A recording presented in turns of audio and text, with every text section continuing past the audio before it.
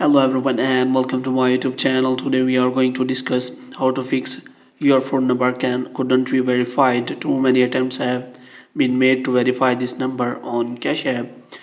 For this, how if you are having this kind of error, then how you can fix that. So first of all, what you have to do, you have to simply turn on the airplane mode. So make sure that your network has been restarted. Also after that, you can simply check your sim whether they are working properly or not.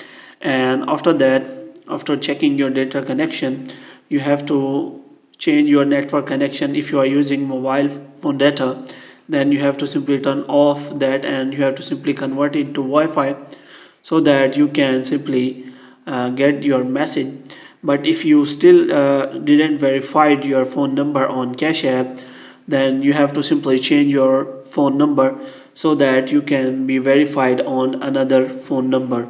In this way you can simply verify your phone number without any problem. Hope you have liked this video. If you get more videos like these, you can subscribe our channel.